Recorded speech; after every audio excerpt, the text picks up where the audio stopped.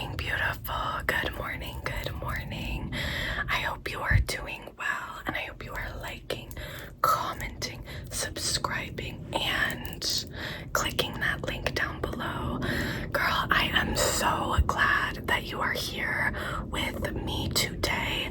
Today, we are talking about the hair care industry. We are talking about commodity fetish. We are gonna throw in a little historical analysis of the hair care industry. And we are going to do this all while not only doing my hair, but also ignoring all the outside sounds. Yes, yes, yes. That is exactly what we are doing. And we are starting by wetting down the hair. I have my mirror over here. At the core of what we are talking about today is the US hair care industry and capitalistic marketing, and the ways that these things shape our understanding of not just our hair care, but our self-care.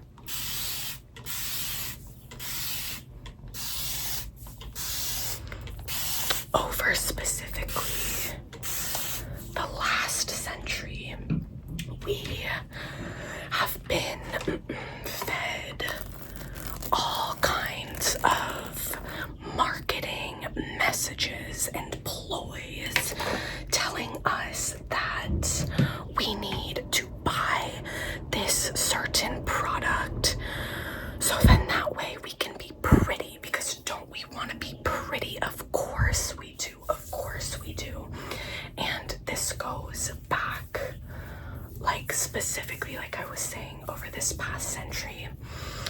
I'm gonna talk a little bit about L'Oreal and how they kind of started that specific messaging related to hair care.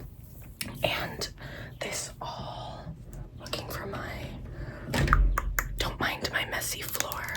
This is a little Amica Hydro Rush, Hydro Boost, I forget. And I'm just gonna put a little bit of that on my ends because they are dry. What we also are not going to worry about is how long it had been since I had washed my hair before I just washed it. No, we are not going to worry about that at all. No. But what we are going to be talking about is how all of these marketing campaigns work together to make these commodities, these shampoos, these conditioners, the girl cream, all of it, honey, all of it, how these become fetish objects, and you may say, Sophia, what are you talking about? What do you mean a fetish object? I didn't think that was this kind of channel, but honey, no. We are talking about Marx. We are talking about capitalism. Yes, it's the way that advertisers have leveraged our insecurities of, oh my god, my hair doesn't look good, or oh my god, I need to look this certain way.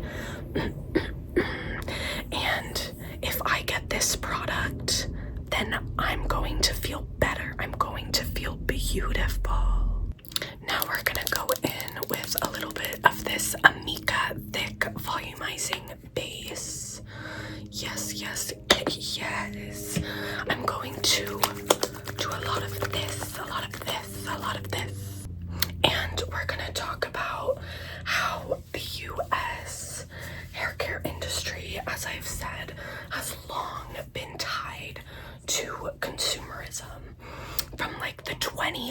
century onward, the shampoo and the cosmetic companies have manufactured us to have new needs, because, oh my gosh, why else would we buy their product if we didn't need it? Of course.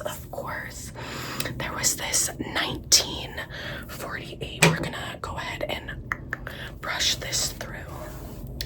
There was a 1948 luster cream shampoo, I believe, by L'Oreal, that dramatizes this. There's this career woman, and she feels like a failure, because why? Because of her lifeless looking hair, and that is why she needs this product, so she can be the best woman ever, and so she can win all of that amazing male attention, right? And it is ads like this that specifically link our appearance and our hair care to our personal worth, and it really implies that buying this product makes this woman successful, makes this woman beautiful. And in Marx terms, this means that this illustrates sorry, I'm getting distracted by trying to do my hair. We're gonna next go in with this grwm, leaf and flower, while we talk about what Marx would call commodity fetishism. In this case, the shampoo is seen as this kind of magical object that is the answer to our problems, and we are no longer thinking about the labor and the work that went into creating this product. Instead, the advertising creates, like I said, this need. We become obsessed with this product, and we kind of divorce it from being anything tied to like that labor, that human value. And it goes beyond just a specific product, because nowadays, the self-care market has completely exploded, and the wellness marketing, all of this messaging teaches us that if we buy stuff, then we are doing self-care, because how could we do self-care without all of these products? How could we be pretty without all of these products? Of course we need these products. There was one study that found that advertising appeals to the insecurities, and with messages like, you deserve it, you deserve to care for yourself in this way, you deserve to buy this product, and it kind of creates this loop where companies are selling us solutions that they manufactured. Like, what? Crazy. It is also really interesting as I try to clip my hair, try to do a little sectiony section. I'm going to yet again wet down my hair just a little bit more. And I also want to talk about the racialized language that we have for so long used to talk about hair for centuries. In the West, we have viewed straight hair as good, curly hair as bad, and advertising, the messages went along with this as well. And we were equating for so long, and it has only been very recently that these messages have started to change, which is awesome. Obviously, so great that this is the case, that they have started to change. But for so long, like I said, you know what, honestly, look at that brush. I don't really want to use it. I'm gonna put in some of this mousse though. We're gonna do that. We're gonna crunch that mousse in. Crunch, maybe scrunch. Hopefully we aren't crunching too much. But this is a wee dad mousse. It's aight. But anyway, like I was saying, good hair was straight hair, aka white hair. And you know, it was a classic valorization of Eurocentric beauty standards, you know, which of course, we still deal with that today. I will just go like that. I don't know. I just can't really be bothered to use that brush. Sorry about it. But I think that it is particularly really interesting to now look at the explosion of curly hair products that has just taken over the market. That was too much. That was too much. Whatever. But obviously, as a curly girl, I love that there is this explosion of products, you know, suited to my hair. Obviously, that is grand old news to me, but that doesn't change the reality of the market capitalism. So I think it's really interesting because, you know, for decades, the primary messaging was saying kind of, you know, here's this product to fix your curly hair. But then more recently, the marketing has shifted. It's shifted to the point where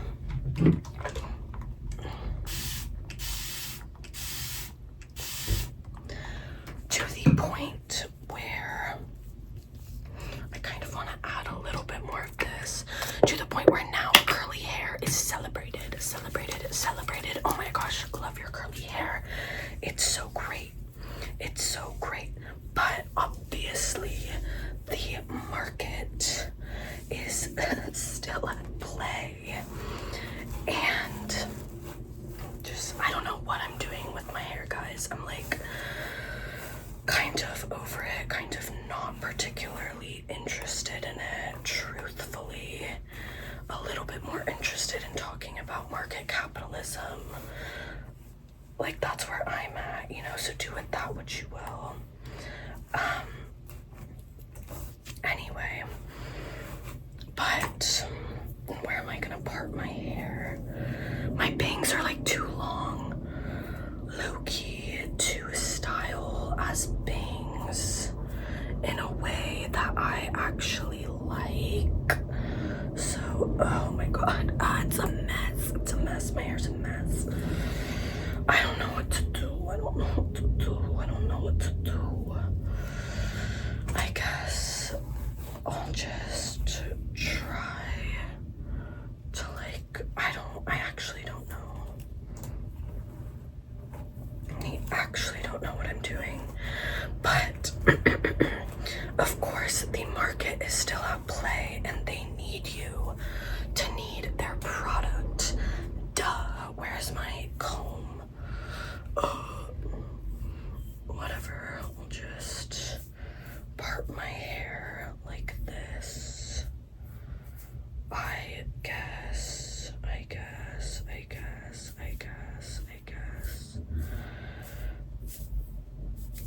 Okay. I'm gonna yet again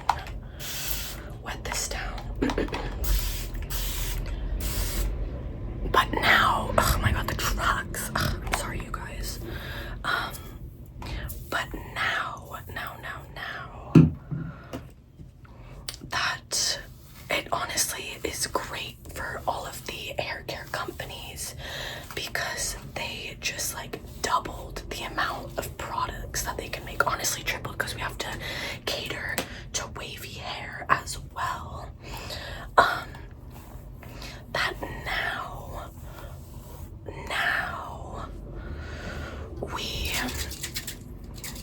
need products, maybe not necessarily to fix our curly hair, but to make it less frizzy, to do this, to do that.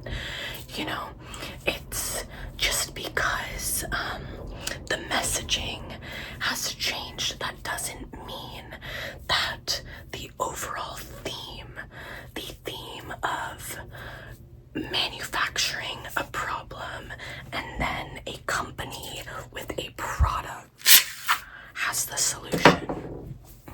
That has not changed.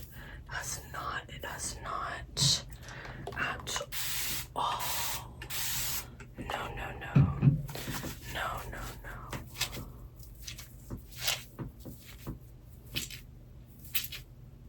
I just know that the back of my hair will be looking ultra questionable. And that is my tea. Like, why did I buy this brush? I have this brush. I got this brush so I could have more defined curls. Because that's what's in. Because that's what's good. You know, I don't need that. I don't need any of these products. The hundreds of dollars I have spent over the years on hair care. Ridiculous. Absolutely ridiculous. And listen, importantly, this is not just about hair care. No, it's not. It's about the whole wellness industry, this whole self-care industry. It's a multi-trillion dollar industry. Like, it is so huge, such a dominant force.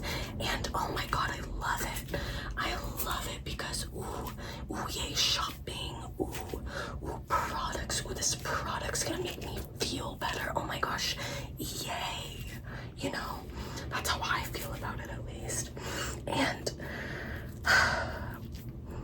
it's really about selling products that are for your own personal empowerment. That's kind of the message. And I think that beauty products, like hair products, are a part of that too, because it's like, like, look good, feel good. You know, if you buy this product, you're gonna be so confident, you're gonna be so amazing.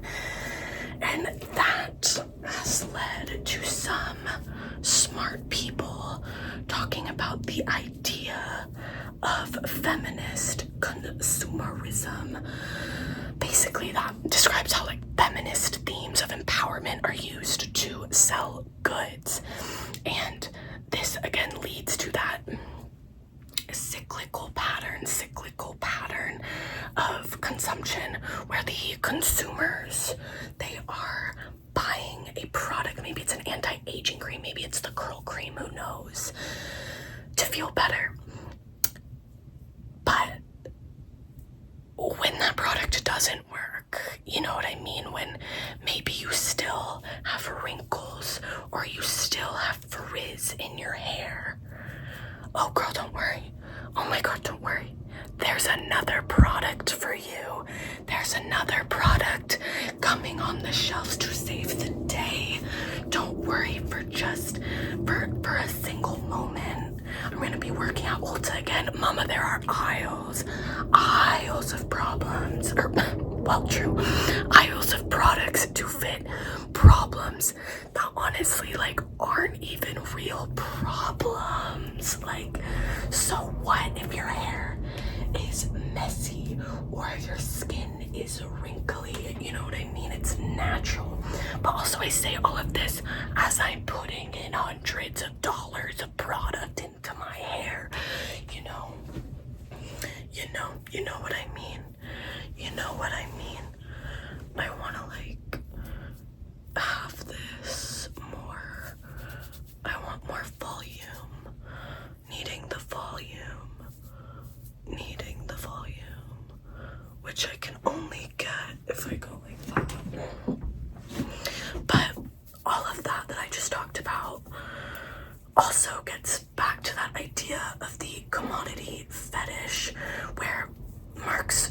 kind of talked about how in a capitalistic society such as ours, the social relations between people are transformed into relations between things. Ooh, what even does that mean? I can do a whole video explaining Marx. That could be fun.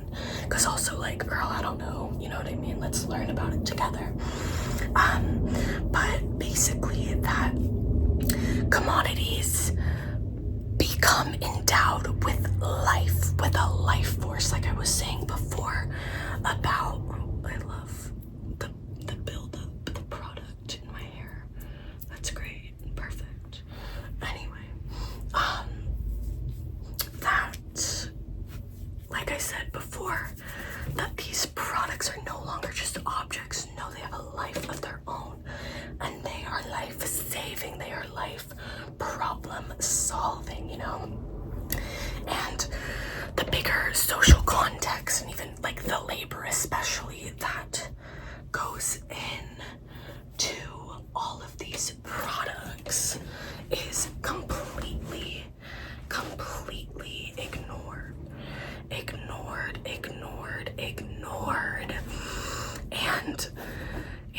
And okay, the girls are honestly, like, they're working for me. But like in a kind of clear example, and I'm just kind of saying the same thing over and over again to talk through a somewhat complex topic, and also, girl, we're learning together, you know what I mean? But what was I gonna say? What point was I gonna make? Oh yeah, that just like the basic, the whatever product, like, okay, this is curl repair. Okay, so you're gonna make my curls better. You're gonna get rid of the frizz. And so this product is gonna make me feel better. You see a lot more in like actual ads, you know. Oh my god, in the before picture, she's so sad and her hair is so frizzy. Like, oh no. But voila, here is the product to save the day. The day is saved by market capitalism and consumerism. Thank God. And the whole beauty industry specifically is so dependent on profiting off of the insecurities of specifically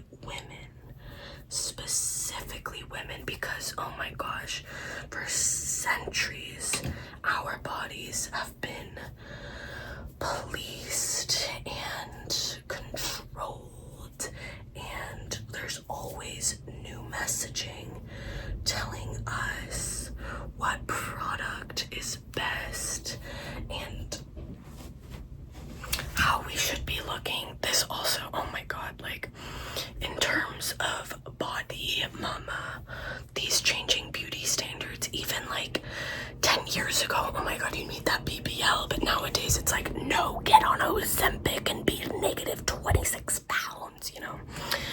But it's this really cool thing within the beauty industry specifically that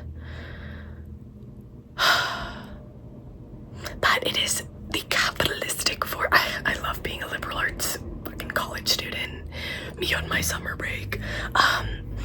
It's capitalism x the patriarchy collab of the century, you know what I mean?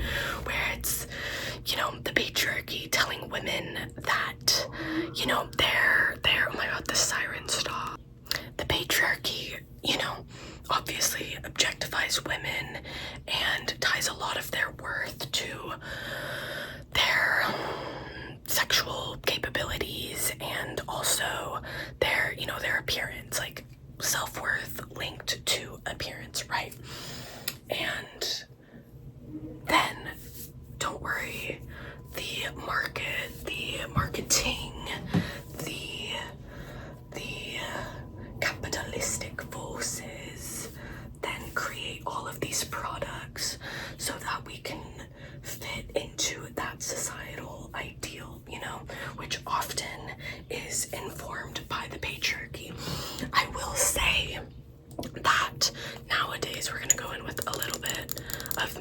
rosemary mint oil in the lightweight formula.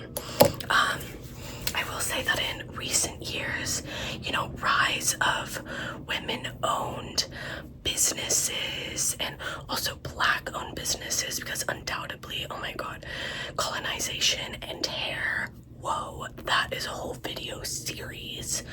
But fuck, what was he saying? Oh my goodness. That there has been like better, I guess, maybe just better marketing about, you know, doing it for yourself, not doing it for the male gaze. But then that has gone, because then that makes me think of the Sabrina Carpenter album cover drama, where they're like, oh my god, she is not a feminist, she is just playing into all of these tropes and all of these things, and like, oh, girl, yes. And also she's expressing her sexuality and using it to her advantage and having that be a part of her power. Like, we can't go so far. The male gaze is so real and so detrimental, of course, and we cannot go so far to get to the point back to where we are shaming women for expressing their sexuality. No, we can't.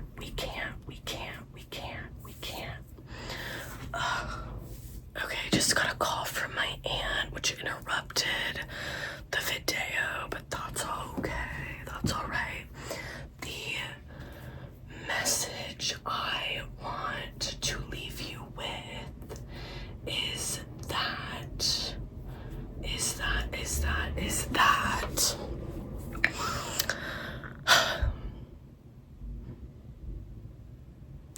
well, first of all, your hair is beautiful, you are beautiful, you do not need any product to make that true. So remember that. And remember that empowerment is often packaged and sold to you. That a lot of the problems, a lot of the insecurities you have are manufactured. They are not real. They are not real. And at the same time, ooh, you like to do your hair, you like to do whatever, like, great, we love that. I would say we just all need to be careful and wary of why we want a certain product, of why we want to look a certain way. And of course there is no escaping capitalism and the patriarchy. We live within these systems, and so it is silly to try to think that you can completely like divorce yourself from that kind of thing. But ask yourself, like, am I doing this for me, or am I doing this to attain some kind of ideal that I don't even care about? You know, these are the questions.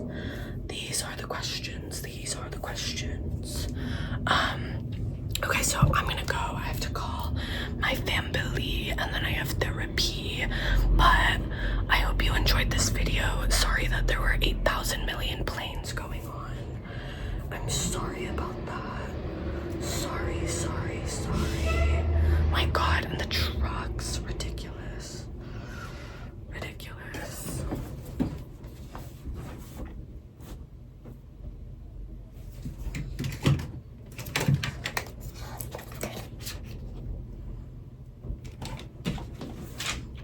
I forgot that the camera was on for a second.